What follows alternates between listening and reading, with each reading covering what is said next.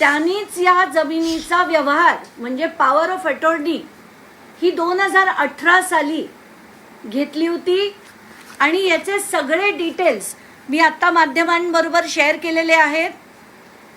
हीच जमीन ज्याच्यावर हाच 7/12 मुंबई सरकार लिहिलेलं आहे, 88 नंबरचा गट 1 ते 26 या एक्झॅक्टली या जमिनीचा व्यवहार हा निलेश मगर जे उपमहापौर होते पुण्याचे, त्यांनी पॉवर ऑफ अटॉर्नी कोणाकडनं घेतली होती तर ज्यांची नावं इतर हक्कात म्हणजे कूळ म्हणून लागली होती अशा लोकांकडनं त्यांनी. ही कसं असतं तर ही मला आता कळलेली त्यांची मोडस ऑपरेंडी आहे.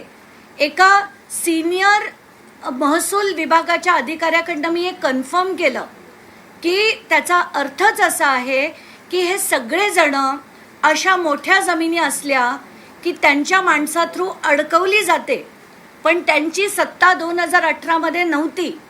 तिथे पालकमंत्री तेव्हा गिरीश बापट होते आणि काही काळ प्रेसिडेंट्स रूल होता, म्हणूनच तिथे तेव्हा हा व्यवहार पूर्ण केला नाही, ती जमीन अडकवून ठेवली. आता तर थेट सत्ता त्यांची पालकमंत्री ते म्हणून थेट मुलाच्या नावावर घेण्याची हिंमत झालेली आहे असं या डॉक्युमेंटवरनं दिसतंय. आत्ताच्या घटनेला हा जर आपण बघितला, हा तोच 7/12 ज्याच्यावर मुंबई सरकार लिहिलेलं आहे. याच्यात एक ओळ म्हणजे खरंच कमालीची आहे, ती अशी की सदर इसम दुय्यम निबंधक यांच्या ओळखीचा असून दस्तावेज करून देणाऱ्यांना व्यक्तिशः ओळखतात व त्यांची ओळख दाखवतात. म्हणजे दुय्यम निबंधक सुद्धा यांना व्यक्तिशः ओळखतो अशी एक टिप्पणी मी हायलाईट करून ठेवली आहे. ही टिप्पणी सुद्धा याच्यात आहे. म्हणजे सगळ्यांना सगळं माहिती असतं, कोण राजकारणी कुठली जमीन अडकवतो, ती त्यांची सत्ता आल्यावर कशी मिळवली जाते याचं हे धडधडीत उदाहरण आहे. हे कागद सुद्धा मी खारगे समितीला देणार आहे आणि आता याच्यातला रोल पार्थ अमेडियानंतर आता अजित पवारांवर पण आला पाहिजे, कारण हेच ते निलेश मगर जे तिथले उपमहापौर होते, ज्यांची मगरपट्टा नावाची जी मोठी तिथे हे आहे पुण्याला मगरपट्टा कन्स्ट्रक्शनचे हे डायरेक्टर आहेत आणि काय काय आहे त्याच्या मागचं ते हळूहळू सगळे खुलासे होतीलच. आत्ताच्या घटनेला हे सगळ्यात मोठा पुरावा आहे की अजित पवार यांच्याच पक्षाची किंवा त्यांचीच लक्ष त्यांचं नजर ही या जमिनीवर 2018 पासून होती आणि हे केलेला पॉवर ऑफ अटॉर्नी ज्याच्यात सगळेच्या सगळे त्यांचे जे राईट्स होते ते या पक्षांनी त्यांच्याकडे घेऊन ठेवलेले होते. हा नवीन नाव समोर येत आहे. पुण्याचे माजी महापौर निलेश मगर यांचा या प्रकरणाशी आधीपासून संबंध होता असं तुम्ही म्हणताय की पॉवर ऑफ अटॉर्नी निलेश मगर यांच्याकडे नेमकी कशी गेली आणि त्याचा पुढे वापर कसा झाला आणि थेटपणे अजित पवारांचा याच्यावर डोळा होता असं कसं म्हणताय? निलेश मगर हे अजित पवार गटाचे उपमहापौर होते, त्यानंतर ते शरद पवार गटात गेले, पुन्हा ते अजित पवार गटात आले. पण हा मोडस ऑपरेंडी आहे प्रत्येक पक्षाचा, आपल्या माणसांना पुढे करून ते अडकवून ठेवायची, पॉवर ऑफ अटॉर्नी घ्यायची आणि नंतर स्वतःची सत्ता आली. आता जसं मी म्हटलं की आता ते उपमुख्यमंत्री झाले, आता पालकमंत्री झाल्यानंतर सगळं थेट आपल्या नावावर करता येईल म्हणून हे केलं गेलं आहे असा माझा थेट आरोप आहे. तर आता या सगळ्या गोष्टी मी खारगे समितीला देणार आहे आणि ओपन अँड शट म्हणजे याच्यात सुद्धा नावासकट सगळं लिहिलेलं आहे, सेम जागा. कारण मुंबई सरकार लिहिलेला 7/12 कोणी कसं घेऊ शकतं याच्यात सुद्धा असंच लिहिलेलं आहे की त्याच्या सगळ्या ट्रान्झॅक्शन्स करणं, त्याचे रिग्रांटिंग करून घेणं म्हणजे रिग्रांट करण्याची गरज आहे हे तेव्हा सुद्धा माहिती होतं, पण आता सत्ता आल्यानंतर सोपं झालं म्हणून हे करण्यात आलेलं आहे. मात्र यापूर्वी पॉवर ऑफ अटॉर्नीमध्ये शीतल तेजवानी यांचं नाव आपण समोर बघितलेलं होतं की पॉवर ऑफ अटॉर्नी चेंज झाली का? निलेश मगर यांनी या पॉवर ऑफ अटॉर्नीचं नेमकं काय केलं? 2006 शीतल तेजवानींनी पॉवर ऑफ अटॉर्नी 89 केल्या होत्या, त्या थेट गायकवाड कुटुंबाबरोबर केलेल्या.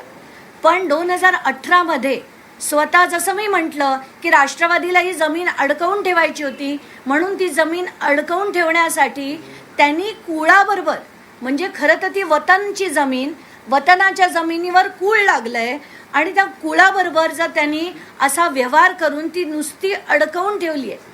हे इतकं कॉम्प्लेक्स आहे की साध्या माणसाच्या डोक्यात सुद्धा जाणार नाही, पण या राजकारण्यांच्या बरोबर डोक्यात जातं आणि हा त्यांचा जमिनी लाटण्याचा एक मोडस ऑपरेंडी आहे. निलेश मगर यांचे बाकीचे पण कारनामे आहेत असं तुम्ही म्हणताय. निलेश मगर हे मोठं प्रस्थ आहे, ज्या पद्धतीने मगरपट्टा सिटीचं तुम्ही नाव घेता आहात. त्यांनी या सगळ्या प्रकरणातला त्यांचा रोल अजित पवारांच्या फेवरमध्ये झुकावा असे काही प्रयत्न केलेत का? ते कसे केले? आत्ताच्या घटकेला मी जसं म्हटलं की मी एक एक एक एक खुलासे करत जाईन.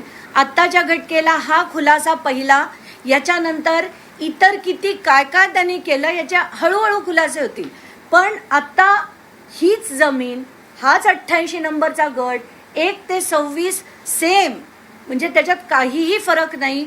मुंबई सरकार लिहिलेला तोच 7/12 आणि याच्यात सरळ दिसतंय की आधी सत्ता नव्हती म्हणून मिळवला नाही, आत्ता सत्ता हातात आली म्हणून थेट मुलाच्या नावावर, त्याच्या कंपनीच्या नावावर ही जमीन घेण्यात आली. माझ्याकडे त्यांच्याच कंपनीच्या नावावर घेतलेले अनेक जमिनींचे खुलासे आहेत, जे खरं तर मी घेऊन अमित शहा यांना दाखवायला गेले होते.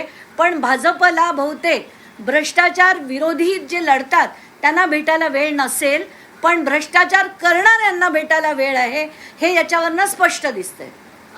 हा नवीन खुलासा तुम्ही खारगे समितीसमोर नेणार का? आणि खारगे समितीने आता निलेश मगर यांना सुद्धा चौकशीला बोलवावं अशी तुमची मागणी आहे का? मी ते ताबडतोब करून सुद्धा टाकलेलं आहे. खारगे समिती पुढे हे डॉक्युमेंट्स पाठवून सुद्धा दिलेले आहेत आणि त्यांनी यांना बोलवावं हे तर थेटच आहे.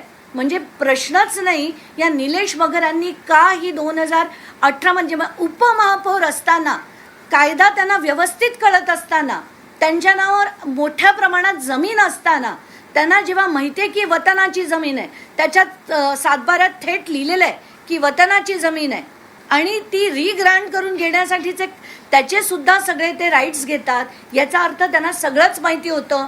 आणि असून उपमहापौर असून आता पुण्याच्या जनतेला ठरवायचं आहे की येणाऱ्या निवडणुकीत असे त्यांना कॉर्पोरेटर निवडून द्यायचे आहेत की नाही. कारण आधी निलेश मगर हे होते, त्याच्यानंतर त्यांच्या पत्नीला त्यांनी उभं केलं होतं आणि त्यांची पत्नी तिथून कॉर्पोरेटर, शेवटच्या कॉर्पोरेटर त्यांच्या पत्नी होत्या. ते हे सगळं जे आहे ते कसं उघडपणे केलं जातं हे मी तुमच्यापुढे मांडले. धन्यवाद.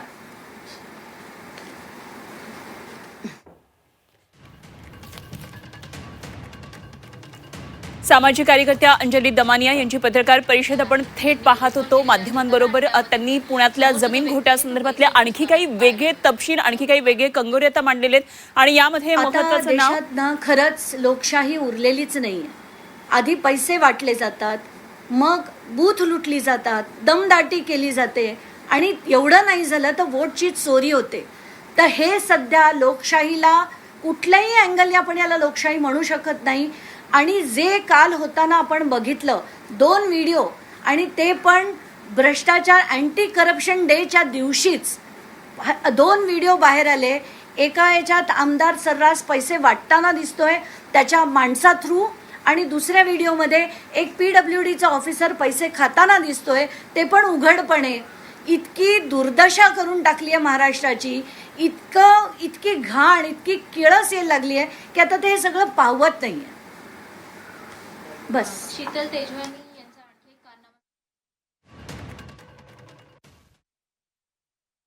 मी त्याच्यात पडणार नाही कारण मला माहित नाही आहे त्याच्याबद्दल, पण हे बघून घ्या तुम्ही सगळे.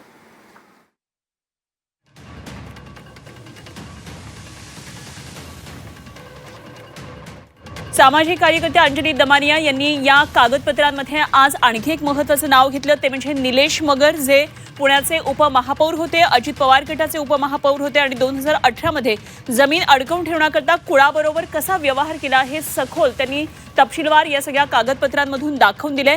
आधी सत्ता नव्हती आणि म्हणून आता थेट 7/12 नावावर करता आला नाही आणि आता सत्तेत आल्यानंतर मुलाच्या नावे कशी जमीन खरेदीची तयारी केली आणि ही एक प्रकारची कशी मोडस ऑपरेंडी आहे असाही शब्दप्रयोग त्यांनी केला. तर पुण्याच्या जनतेने ठरवायचे की अशा प्रकारचे नगरसेवक निवडून द्यायचे की नाही, असे पुढे अंजली दमानिया यांनी म्हटलंय.